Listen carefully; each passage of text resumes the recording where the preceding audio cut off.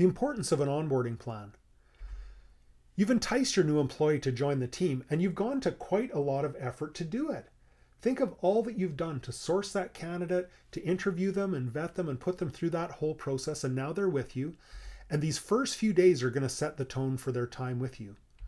Onboarding is going to significantly increase your chances of retaining the employee because it's not a guarantee that they'll stay with you. They've gone through the interview, their expectations are high, they're excited, your expectations are high. So don't bobble it now that they've started with you in their first couple of weeks. Take a few minutes now to read through the next 4 slides and read about Emily's onboarding experience. Here's some questions that you and your team should be going through to help shape your customized onboarding plan. What paperwork needs to be completed by your new employee? What work tools need to be set up for your new employee? Do they have their passwords? Do they have computers? Do they have everything that they'll need to get started on that first day? It means a lot, as Emily found out. What role will others play in training and onboarding? Do they have a buddy that they can check in with for the first few weeks who's going to just help them learn the ropes? What does your employee's first day look like? Is the employee clear on their goals? What paperwork needs to be completed by your new employee? Are there payroll forms that they need to fill out? Direct deposit forms, benefits coverage, emergency contact, employee handbook, these sorts of things. What paperwork do you need from them? Get it completed on that first day. What work tools need to be set up for your new employee? Does their workstation need to be set up? How about technology? Do they need passwords, computers, phones, email accounts, those sorts of things? Have it ready for them when they come in on that first day. Other work tools, vehicles, and those sorts of things. Just make sure all their work tools are set and ready for them so they feel welcome and excited on their first day. What role will others play in training and onboarding?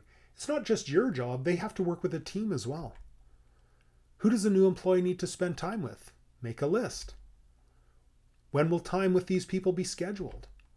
Which skills or systems does a new employee need to learn? Make a list. Consider assigning a mentor or a buddy for 6 months.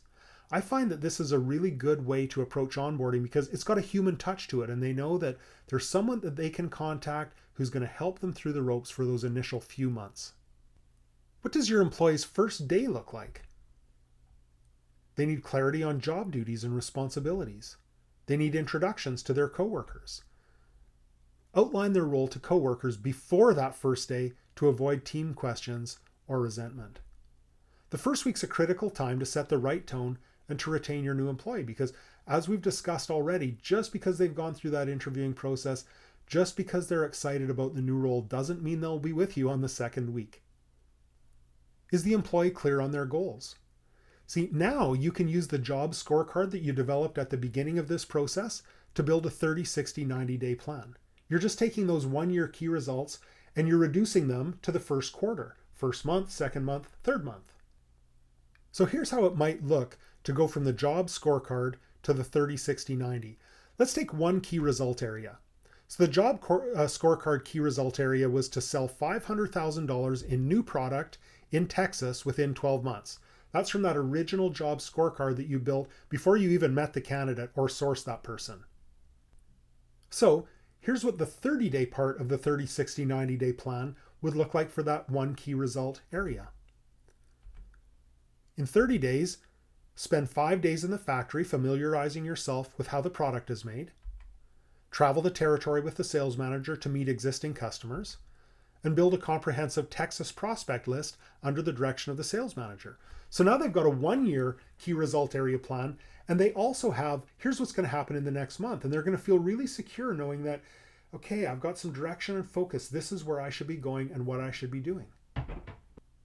Now, let's look at the 60-day part of the 30, 60, 90-day plan. In 60 days, book space in the Houston Spring Trade Show for next year. Make at least 2 trips to visit Texas prospects, and make 1 sale of at least $30,000. Now let's look at the 90-day portion of the 30, 60, 90. In 90 days, we want you to enroll in a sales certification course. We want you to schedule a trip to Europe to visit our main suppliers, and we want you to have 3 sales completed for a total of $90,000. And then just review the 30, 60, 90 weekly or whatever makes sense, or every 2 weeks or whatever makes sense. But that candidate now has the security of knowing here's what's expected of me in the first month, the second month, and the third month.